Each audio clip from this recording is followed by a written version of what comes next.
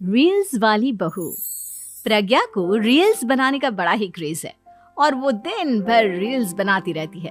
खाते पीते घूमते फिरते घर में कॉलेज में रील्स बनाने के कारण प्रज्ञा पूरे कॉलेज में हाईलाइटेड है।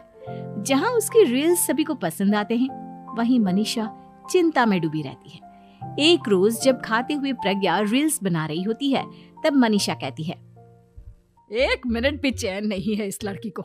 ये नहीं कि खाना तो आराम से खा ले, लेकिन नहीं, अरे थोड़ी देर रील्स नहीं बनाओगी तो आसमान नहीं टूट पड़ेगा। अरे मम्मी, इसी को तो कहते हैं डिटर्मिनेशन। तुम नहीं समझोगी ये सब। भगवान, इस लड़की को सद्बुद्धि दे। जब देखो तब टेढ़ा बाका मुंह बनाती रहती है। मनीषा की बात का प्रज्ञा पर जरा भी असर नहीं होता और वो खाते खाते रील्स बनाती रहती है। दिन बीतने लगते हैं और देखते देखते प्रज्ञा का कॉलेज भी खत्म हो जाता है। आए दिन कोई ना कोई मनीषा को प्रज्ञा की शादी करवाने का सुझाव दे जाता है। सब ठीक ही कहते हैं, प्रज्ञा की शादी कर देनी चाहिए। अपने घर के काम काज में व्यस्त हो जाएगी तो खुद ही ये रील्स और नाच गाना बंद हो जाएगा। मनीषा और प्रेम प्रज्ञा के लिए एक अच्छा लड़का ढूंढने लगते हैं और तभी विकी का रिश्ता प्रज्ञा के लिए आता है, जिसने प्रज्ञा को उसकी रील्स देखकर पसंद कर लिया था। अगले दिन विकी अपने माता पिता के साथ प्रज्ञा के घर पहुंच जाता है और प्रज्ञा साड़ी पहने हाथों में चाय की ट्रे लिए उनके सामने आती है। जब विकी को पसंद है तो हमें भी बहू पसंद है। बहन जी, आप बारात की तैयारी कीजिए। एक बार लड़का लड़की अकेले में बात कर ले तो अच्छा रहेगा। हाँ हाँ, क्यों नहीं। मनीषा विकी को प्रज्ञा के कमरे में भेजती है, जहां प्रज्ञा पहले से ही रील्स बना रही होती है। तभी विकी कहता है, आ गए आपके साजन जी। हमारे साथ ये रील्स कंप्लीट करती तो और भी अच्छा रहता। अच्छा जी, अब आ ही गए हैं तो बना ही लेती हूँ आपके साथ। दोनों मिलकर रील्स बनाते हैं। जब वी मीट और तुरंत पोस्ट भी कर देते हैं। फिर विकी कहता है, जब आप साड़ी में चाय लेकर आए तब मुझे लगा कि कहीं मैं गलत घर में तो नहीं आ गया। अब सही है। दोनों की शादी पक्की हो जाती है और शादी के दिन भी प्रज्ञा रील्स बनाने से चूकती नहीं।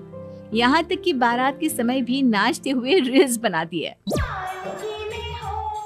सभी लोग प्रज्ञा की तारीफ के पुल बांध देते हैं और प्रज्ञा नाचती गाती अपने ससुराल चली जाती है। सब कुछ अच्छा चल रहा होता है। प्रज्ञा यहाँ भी दिन भर हर चीज की रील्स बनाती रहती है। लेकिन कुछ दिनों के बाद जब सुनीता कहती है, बहू, ये रील्स के साथ साथ कुछ काम भी कर लिया करो। वैसे तुझे और क्या क्या बनाना आता है? मम्मी जी, वैसे तो सब कहते हैं कि मैं सब कुछ अच्छा बनाती हूँ, लेकिन मुझे लगता है कि मैं मैगी अच्छा बना लेती हूँ। हाँ, कॉफी भी अच्छा बना लेती हूँ और मुंह तो सबसे अच्छा बना लेती हूँ। हैं? अच्छा अच्छा। सुनीता अपना माथा पकड़ लेती है और कहती है, बहू, कुछ खाना बनाना भी सीख लेती। मम्मी जी, मैं लंबी प्लानिंग कर रही हूँ। जल्दी ही मैं इतनी फेमस हो जाऊंगी कि मुझे पैसे मिलने लगेंगे। हम दोनों सास बहू राज करेंगे, राज। नौकर काम करेंगे और लोगों की तो लाइन लगेगी हमसे मिलने के लिए। तेरा दिमाग खराब हो गया है क्या बहू? हंसी मजाक तक ठीक है, लेकिन इस तरह घर नहीं चलते। जितना जल्दी हो इस घर के तौर तरीकों को सीख लो। प्रज्ञा मुंह घुमाकर चली जाती है और तुरंत उसी वक्त एक रील बनाती है। ये देख सुनीता का गुस्सा 7वें आसमान पर चला जाता है और विकी के घर आती ही सुनीता उसे सब कुछ बताती है। विकी भी अब प्रज्ञा की इन हरकतों से परेशान हो जाता है। तुम टेंशन मत लो मम्मा, मैं देख लूंगा। विकी कमरे में जाता है तो देखता है कि प्रज्ञा रील्स बना रही है। विकी बड़े ही प्यार से प्रज्ञा से कहता है, प्रज्ञा, इन सब के लिए मैं तुम्हें मना नहीं कर रहा हूँ, लेकिन फिर भी हर वक्त तो ये अच्छा नहीं लगता ना। समझने की कोशिश करो, मुझे भी तुम्हारा थोड़ा वक्त चाहिए। मैं जब ऑफिस से आता हूँ तो मुझे समय देने की जगह इसी में लगी रहती है। तुम ज्यादा ही सोच रहे हो। तुम भी मेरे साथ रील्स बनाओ ना, तुम्हें भी बहुत अच्छा लगेगा। तुम्हें इज्जत से कोई बात समझ में नहीं आती क्या?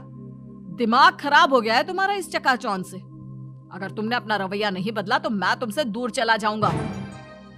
तुम ही रिश्ता लेकर आए थे, मुझे लड़कों की कमी नहीं थी और ना आज है। विकी दरवाजा पटक कर चला जाता है। धीरे धीरे विकी प्रज्ञा से दूर होता जाता है। एक रोज मनीषा प्रज्ञा के ससुराल उससे मिलने जाती है। तब सुनीता उससे कहती है, बहन जी, अब आई हैं तो कुछ दिन यहाँ रहकर जाइएगा, आप ही का घर है। हाँ मम्मी, बहुत दिन हो गए तुम्हारे साथ एक भी रील नहीं बनाई मैंने। प्रज्ञा तुरंत अपने फोन में रील्स ऑन कर लेती है। ये सब मुझसे नहीं होता। तेरा ये भूत अभी तक नहीं उतरा क्या? बहन जी, आप कुछ कहती नहीं क्या इसे? जब आप ही कुछ नहीं कर पाई तो मैं कर ही क्या सकती हूँ। सास तो वैसी ही बदनाम है। शाम को घर की लाइट चली जाती है और मनीषा प्रज्ञा से कहती है, मेरे घुटनों में बहुत दर्द हो रहा है, तू लाइट का कुछ इंतजाम करना बेटा। अच्छा, कैंडल जला देती हूँ मम्मा। प्रज्ञा गाते हुए कैंडल जलाती है और खिड़की के पर्दे के पास रख देती है। मनीषा, जिसे बहुत दर्द हो रहा है, वो सो जाती है और प्रज्ञा हमेशा की तरह अपने रील्स में लग जाती है। उधर कैंडल की वजह से पर्दा आग पकड़ लेता है और मनीषा के कमरे में आग लग जाती है। बचाओ, कोई है, बचाओ। सभी भागते हैं और विकी कमरे की आग बुझाने में लग जाता है, लेकिन तब तक मनीषा आधी जल चुकी थी। मनीषा की हालत देख प्रज्ञा रोने लगती है। विकी मनीषा को तुरंत हॉस्पिटल ले जाता है और उसे एडमिट कराता है। विकी प्रज्ञा से कहता है, देख लिया ना, तुम्हारे इस नाच गाने की वजह से आज तुम्हारी माँ की जान जाते जाते रह गई। अब पता नहीं तुम और क्या चाहती हो।